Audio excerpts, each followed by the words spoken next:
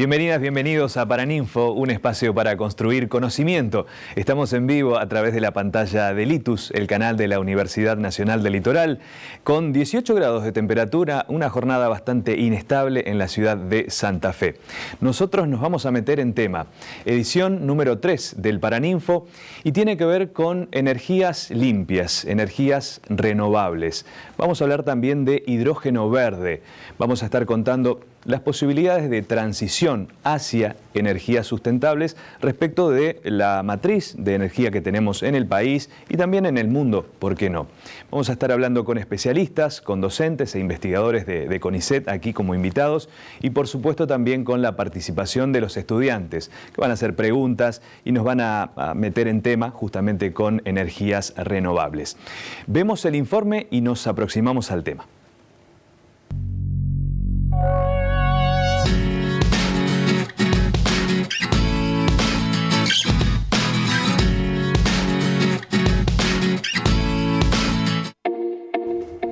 En los últimos años, los patrones actuales de consumo y producción de energía están estresando severamente los sistemas naturales y sociales. Se requiere no solo una mejora de eficiencia energética, sino también una producción de energía ambientalmente sostenible. En este escenario, el hidrógeno verde se está convirtiendo rápidamente en una de las soluciones más prometedoras para reducir emisiones a nivel global. Los países con capacidad de producción de este tipo de energía a gran escala tendrán la oportunidad de exportar a aquellos países que no puedan satisfacer su demanda interna. En este contexto, Argentina tiene una inmejorable oportunidad de jugar un rol importante en la era del hidrógeno verde.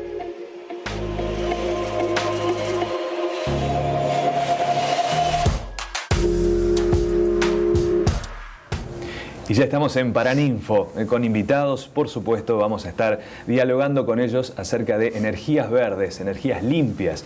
Ya está aquí con nosotros Laura Cornaglia, profesora de la Facultad de Ingeniería Química de la UNL, también investigadora a CONICET. Laura, ¿cómo va? Bienvenida. Muchas gracias. También Carlos Querini, profesor de la Facultad de Ingeniería Química e investigador también de CONICET, de UNL obviamente. Bienvenido. Gracias. Muchas gracias por estar aquí. Y también Betsabeth Morero, docente de la Facultad de Ingeniería y Ciencias Hídricas de la UNL y también investigadora de CONICET. Gracias por estar. Y bueno, quería arrancar con el tema pensando cuál es la matriz energética que tenemos en el país, qué es lo que tenemos aquí en el país ahora en cuanto a producción de energía. Como fuentes primarias, digamos, fuertemente dependiente, como prácticamente todo el promedio del mundo, de recursos fósiles. Para tener una idea, en el tema de combustibles, el 90% lo cubrimos con gasoil y gas. El resto son otros combustibles derivados, partes renovables, partes otro tipo de combustibles, pero fuertemente dependiente de lo que son recursos no renovables, que son los que han traído tanto problema en el tema ambiental. Y eso es lo que se ha intentado revertir en el mundo en los últimos años, 10, 15, 20 años, tratando de sustituir los combustibles fósiles por energías renovables de distinto tipo, ¿no? Acá no se habla de cambiar hacia un modelo sustentable, sino de una transición hacia energías sustentables, que pueden ser muchas, ¿no? Sí, la proyección para el año 2040 da que todavía vamos a depender prácticamente en un 85% de combustibles fósiles. Proyecciones al 2040. O sea que el cambio no va a ser rápido. Las proyecciones dan un cambio lento, tanto en las tecnologías, por ejemplo, para vehículos, los motores eléctricos, motores basados en hidrógeno. Son cambios que se van a producir en forma lenta porque es costoso y aparte requiere tecnología que todavía no disponemos. Carlos, ¿y qué tipo de energías hay, qué tipos de experiencias hay en el país respecto de energías limpias en general? Las más fuertes, saquemos lo que es parte hidroeléctrica, que son energías renovables también, ¿no? Sí. Pero en la parte de combustibles, por ejemplo, las experiencias más importantes son el etanol y el biodiesel. En eso se ha sustituido con porcentajes variables en el tiempo una proporción significativa de combustibles. Lamentablemente, los vaivenes en nuestro país hace que se empiecen proyectos y se discontinúen, porque la gente que tenemos un poco más años nos recordamos cuando empezó el plan Alconasta en la década del 70, y que Argentina discontinuó. Argentina aprovechó las cañas, la caña de azúcar que se utiliza en Brasil hoy, que ellos posteriormente modificaron, pero que empezaron su programa Alconasta posteriormente a nosotros, y hoy ellos producen de alcohol un volumen más grande que todo el gasoil que consume Argentina. Y Argentina discontinúa el programa ese, allá al fin de la década del 70, principios de los 80. Finales en el 2010 se puso en funcionamiento la ley de promoción de biocombustibles que se promulgó en el año 2006 y que decía que al cuarto año de promulgada la ley había que usar 5% de biodiesel en el gasoil y 5% de etanol en las naftas. Eso se hizo, se implementó en el año 2010 y debido a la falta de combustibles que había en ese momento, que es casi tan dramático como tenemos ahora con el tema de gasoil, rápidamente se pasó con el biodiesel de 5 a 7 a 10. Y eso se mantuvo desde el año 2000, a 10 se pasó en el año 2013. Se mantuvo hasta el año pasado que se volvió a cambiar la ley, retrocediendo en el volumen de biodiesel que se usa en el gasoil. Siendo que no tenemos gasoil suficiente en Argentina, no parece una medida muy razonable, porque ahora lo que no usamos de biodiesel para mezclar con el gasoil es gasoil que tenemos que importar. Le pregunto a Betsabeth, que es ingeniera ambiental, hay mayor conciencia social acerca del medio ambiente, pero bueno, se avanza y se retrocede en cuanto a las políticas energéticas, ¿no? No, sin duda. Lamentablemente a lo que deberíamos aspirar es a un plan energético a largo plazo, digamos, que se tomen medidas acordes, digamos, y como vos decís, con una transición para lograr sustituir cuanto antes el consumo de combustibles fósiles. Como decía Carlos, hoy el 90% de nuestra matriz energética es con combustible fósil, aunque es cierto que en términos de lo que es energía eléctrica se ha avanzado bastante en lo que son las fuentes renovables. Con los últimos programas del Plan Renovar, hoy la energía eléctrica en nuestro país, más o menos el 15% es energía renovable. Tenemos más o menos un 25% de lo que es hidroeléctrica a gran escala, que también es renovable. Y casi un 60% que sigue siendo dependiente de combustibles fósiles, siendo el gas natural la principal fuente de energía fósil que consumimos hoy en nuestro país. Pero sin duda deberían existir políticas públicas y un plan energético, digamos, para lograr esa transición y lograr cuanto antes sustituir combustibles fósiles por fuentes renovables. Hoy en nuestro país más del 50% de las emisiones de gases de efecto invernadero están relacionadas con el sector energético, así que deberíamos empezar cuanto antes esa transición. Prioridad. Sin duda. Laura, hay otras posibilidades. ¿Qué es el hidrógeno verde? Bueno, el hidrógeno verde es... considera la producción de hidrógeno, que el hidrógeno es un vector de energía, la producción de hidrógeno a partir de agua empleando energías renovables. Y particularmente las energías que se consideran en este proceso de producción de hidrógeno verde son la energía eólica y la energía solar. O sea, ese sería un poco el esquema de por qué se llama hidrógeno verde, porque bueno, al ser estas energías renovables no tienen, o sea, no producen dióxido de carbono, son libres de carbono, entonces, bueno, no aumentarían los problemas ambientales debido a los gases de efecto invernadero. ¿Y qué tipo de usos tiene el hidrógeno verde?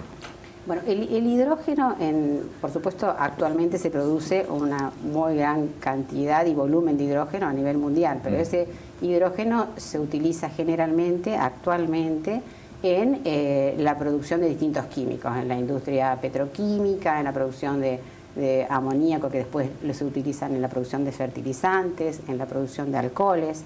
Esa es la situación actual, ¿no es cierto?, de en qué se utiliza ese hidrógeno.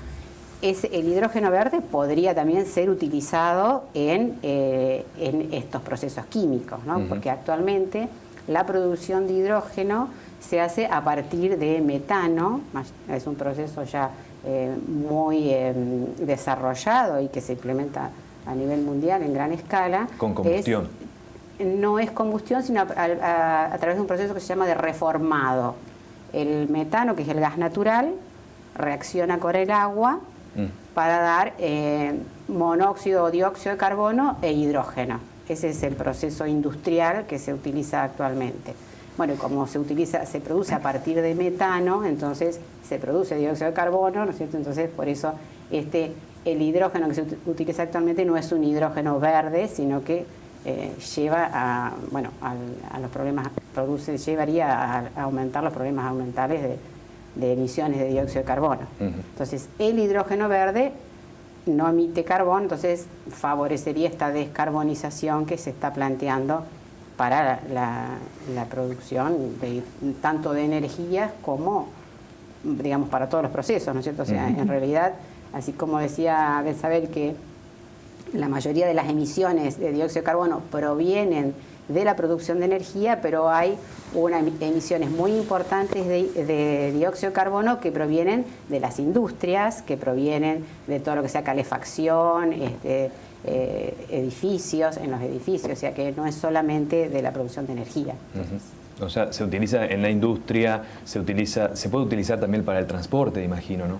Claro, esos serían los usos tradicionales. Ahora, en los últimos años se ha propuesto el utilizar este hidrógeno verde en la producción de energía, que puede ser a través de celdas de combustibles en general, y esos procesos se piensan mayoritariamente en el transporte.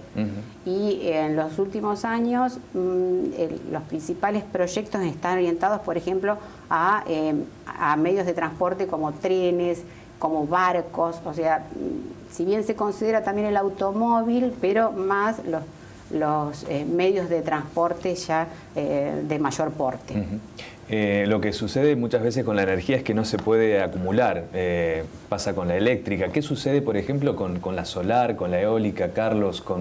Bueno, le voy a preguntar también a Laura sobre hidrógeno. Bueno, precisamente ahí es donde el hidrógeno cumple un papel, una de las potenciales aplicaciones, que es cómo almacenás la energía eléctrica que producen los molinos de viento. Está soplando el viento, el molino está funcionando, produce energía eléctrica. Hay momentos del día que el consumo eléctrico, el consumo es menor que la producción. ¿Cómo guardás la energía eléctrica? Una de las formas de almacenarla es precisamente usar esa energía para producir hidrógeno a partir de agua, almacenar el hidrógeno, que tampoco es algo tan sencillo y tan barato, pero se puede almacenar más fácil que la energía eléctrica, y posteriormente, cuando hay demanda de electricidad, ese hidrógeno se quema, como hoy se quema gasol en una central térmica, se quema el hidrógeno para generar la energía que se está consumiendo en ese momento. De ese tipo de tecnologías hay varias. Una basada en el hidrógeno, que es una de las maneras que se piensa utilizar el hidrógeno. Laura decía, es un vector de energía, quiere decir que es algo que es una transición entre una fuente y otra, el hidrógeno. Porque también hay que tener en claro y comentar que no hay un pozo que uno pueda hacer en alguna parte de la Tierra y sacar hidrógeno. Claro. El hidrógeno siempre hay que producirlo. Y producirlo consume energía. Y cada paso de transformación de una fuente primaria de energía a otra tiene una eficiencia que no es el 100%. ¿Y la producción más sustentable es a través de electrólisis, a través del agua y electricidad? Y es sustentable en tanto en cuanto estamos usando una energía renovable como por ejemplo solar o eólica. Preguntaba fuera de aire también qué sucede con el recurso hídrico utilizado en ese tipo de producción de hidrógeno. Claro, bueno, hay dos alternativas. Uno es el uso de agua dulce, que en ese caso se puede usar directamente, pero bueno, ahí empieza a competir con otros usos más vitales del agua, como por ejemplo para la vida humana, ¿no? Animal, vegetal, etcétera. Y por otro lado está lo que es el uso de agua a partir del agua de mar. En ese caso lo que se necesita es un proceso de desalinización, que eso, digamos, cuando luego de la desalinización queda una salmuera, o sea, un agua concentrada en sales, que normalmente lo que se hace es disponerse en el mismo océano con consecuencias para lo que es la biota marina, porque emitir, digamos, salmuera o agua concentrada en sal en el mar genera un aumento de la temperatura, una reducción de oxígeno y, bueno, digamos, alteraciones en lo que es la vida marina, ¿no? Entonces, bueno, y además, digamos, en el caso de pensarse el uso de agua dulce, sin duda los proyectos tendrían que evaluar primero la disponibilidad en la zona donde se ejecuten, ¿no? Lo comentábamos hace un rato, a nadie se le ocurriría pensar en un proyecto de este tipo en zonas con estrés hídrico, pensando, no sé, por ejemplo, en Mendoza, que tiene un buen recurso solar, pero la cantidad de agua disponible es escasa, digamos. Entonces, bueno, hay que analizar todo eso. Nosotros trabajamos con lo que se llama metodología de ciclo de vida, que es pensar en todo el proceso de producción, desde la adquisición de la materia prima, el transporte, la producción, hasta el uso final, y evaluar allí cuáles son todos esos impactos. Pero el uso del agua, sin duda, es algo a tener en cuenta a la hora de pensar comenzar el proyecto. Se aprobó un proyecto, de hecho, en nuestro país que tiene que ver con la instalación de una posible planta en Río Negro. ¿Qué posibilidades tiene el país en cuanto a producción de hidrógeno y también, por qué no, nuestra provincia? Bueno, justamente el proyecto esté propuesto en Río Negro es porque, bueno, se daría la condición de que podría haber agua suficiente y que además estaría disponible la energía eólica en particular, y también podría ser la energía solar. Entonces es por eso que, bueno, eso ya desde hace muchos años hay una planta ya piloto al modo demostrativo en donde, bueno, se ha producido hidrógeno a través de electrólisis del agua con una de las turbinas para producción de energía a través del uso del viento, digamos. Estamos en Paraninfo charlando con nuestros invitados de energías renovables, energías limpias. Vamos a escuchar a los estudiantes enseguida porque tienen preguntas también para ellos acerca de la posibilidad de transición hacia energías sustentables. Hacemos una pausa, ya venimos.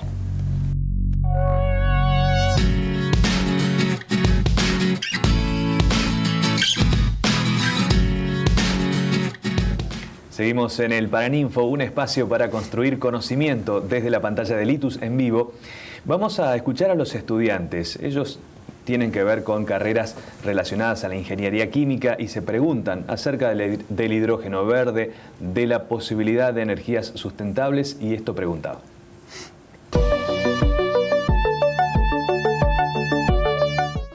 Buenas, soy Selene Tardioli, soy estudiante de la carrera de licenciatura en Química de la Facultad de Ingeniería Química de la UNL y quería preguntarles si el hidrógeno verde es capaz de almacenar energía y cuáles son las implicancias desde el punto de vista territorial de poder instalar una planta de hidrógeno verde.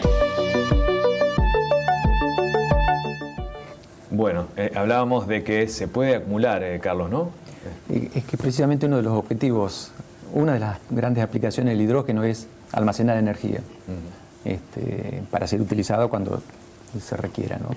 Ya sea como combustible en los autos que llevan un dispositivo que transforma el hidrógeno en electricidad a bordo de los vehículos, pero como decía Laura, en general va a ser una aplicación orientada a grandes medios de transporte, digamos colectivos, camiones, porque todo ese equipamiento que hay que poner en un vehículo para transformar el hidrógeno en electricidad y con motor eléctrico para mover el vehículo tiene mucho peso, es tecnologías complicadas, entonces se justifica en vehículos de gran porte, pero en definitiva es una forma de almacenar energía como cualquier otro combustible. Escuchamos también a Agustín, que tiene su pregunta para ellos.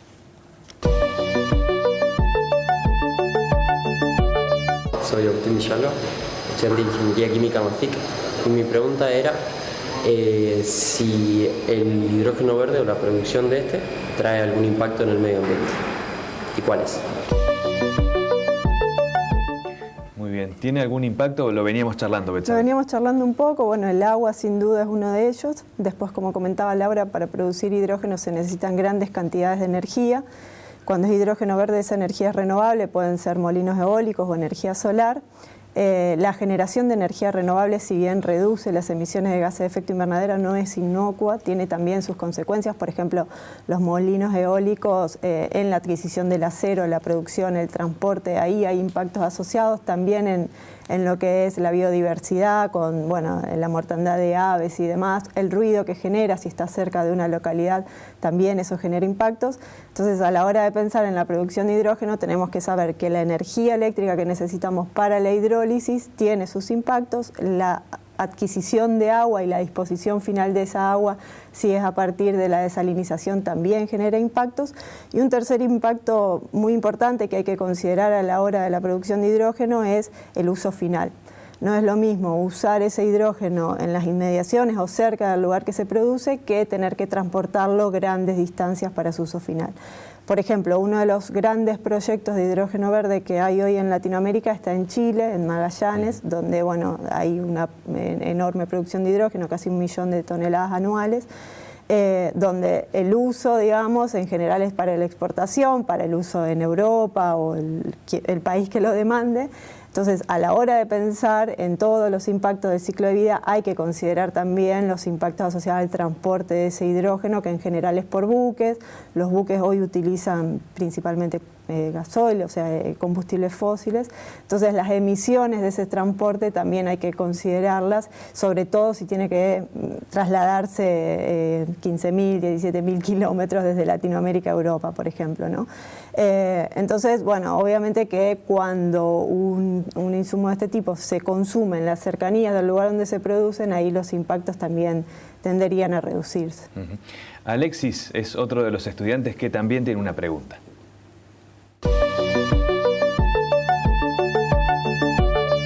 Soy Alexis Roth, estudiante de Ingeniería Industrial de la Facultad de Ingeniería Química. Y me gustaría saber sobre el hidrógeno verde, si es posible hablar de escalas de producción o economías de escala. Y también, considerándolo como un combustible, ¿de qué manera se suele transportar tanto grandes cantidades como también pequeñas?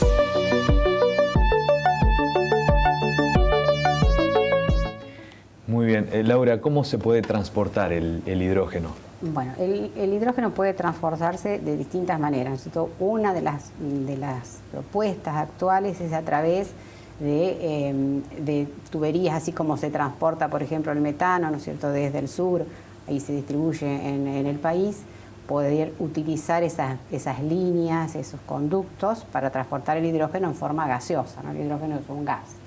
Pero también se proponen otros métodos, bueno, que es a través del hidrógeno líquido, lo cual también requiere energía para licuar el hidrógeno.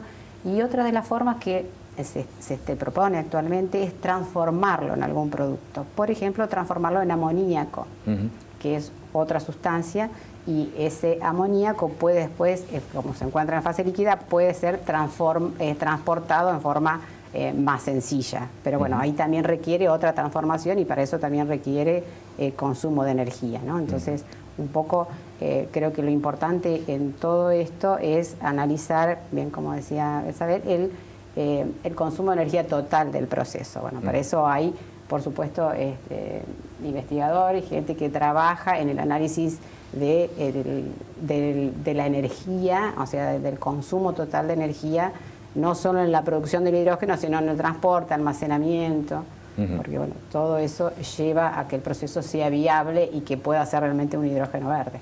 Vamos a hacer una especie de conclusión para ir cerrando Paraninfo, pero me gusta por allí ver a futuro, a corto, mediano plazo, pero también está bueno pensar el rol del Estado en este futuro y el rol del ciudadano, qué le compete a cada uno.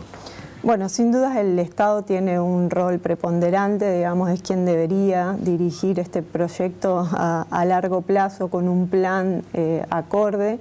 Los ciudadanos obviamente podemos contribuir a hacer nuestros aportes de eficiencia energética, reduciendo el consumo, eligiendo también la incorporación de energías renovables que hoy es posible tener en nuestros hogares e incluso inyectar a la red si lo queremos, pero sin duda es el Estado el que tiene que tener en claro cuál es el camino a seguir y dictar pautas claras para alcanzar las metas, tanto en lo que es el sector industrial como obviamente el sector científico que también nos compete a nosotros con líneas de investigación que a veces es necesario profundizar para lograr esta transición, ¿no? Y que esa transición trascienda también los gobiernos, los proyectos, ¿no? Sí, totalmente, sin duda. ¿Es posible la descarbonización gradual, al menos en nuestro país? ¿Es lenta pero probable? ¿Cómo lo ven? Bueno, yo creo que hay estrategias que se implementan o que en realidad en este momento están creo que en la etapa de difusión, ¿no? O sea, que se difunden las distintas estrategias que nos llevan a disminuir el consumo de dióxido de carbono. Entonces, creo que en este momento esa es la etapa en la que nos encontramos, o sea, hacer una concientización.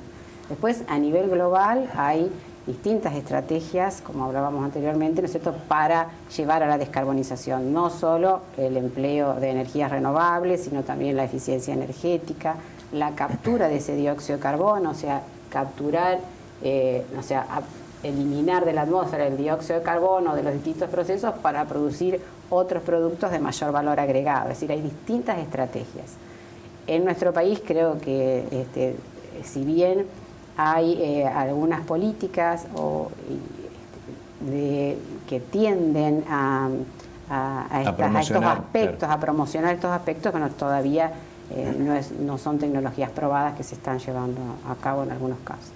Imagino que todo sirve, todo suma a la hora de ir por distintas líneas, ¿no? O la solar, o la eólica, o la termoeléctrica, o por allí, bueno, avanzar también en hidrógeno verde, ¿no? Sí, todo suma. De hecho, actualmente se están construyendo plantas en Jujuy de energía solar híbrida, donde tenés paneles solares fotovoltaicos y la que se llama solar térmica, que lo que hace es concentrar con grandes espejos los rayos del sol en una mezcla de sales, que alcanzan como 800 grados.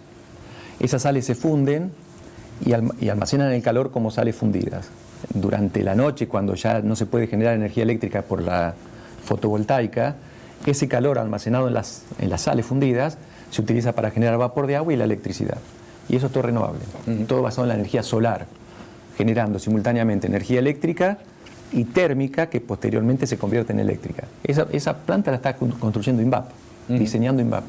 Ya construyó una planta con esa tecnología y esta segunda planta que están construyendo es híbrida. La otra era solo térmica, usaba solo la tecnología esa de las sales fundidas, y esta planta que se está construyendo en la provincia de Jujuy es esa otra tecnología que no es tan por ahí conocida por la gente, pero que, como decías vos, todo suma. Y en ese cambio gradual de la matriz energética de fósiles a renovables, la realidad es que con un porcentaje relativamente bajo que se vaya cambiando, se logra sustituir la emisión neta que hay de carbono al ambiente. No hace falta cambiar todo de golpe, digamos. Se puede revertir con cambios graduales, sustituyendo parte de los fósiles por alguna de las alternativas que hoy tenemos en ese menú de energías renovables. Sí. Imaginaba, tenemos el conocimiento, tenemos el recurso humano para investigar y falta, bueno, el apoyo. Por allí es necesario muchas veces para, bueno, podríamos ser tranquilamente en un futuro un país con producción de hidrógeno verde, con energías verdes para exportar, ¿no? Les agradezco la presencia aquí, a Carlos, a Laura, a Betsabeth, por acompañarnos, por acercarnos al tema y conocer un poco más y saber también el estado de situación de nuestras energías. Así que muchas gracias. Gracias. Nosotros en Paraninfo nos encontramos el próximo viernes en vivo, aquí a las 12:30 por la pantalla de Litus.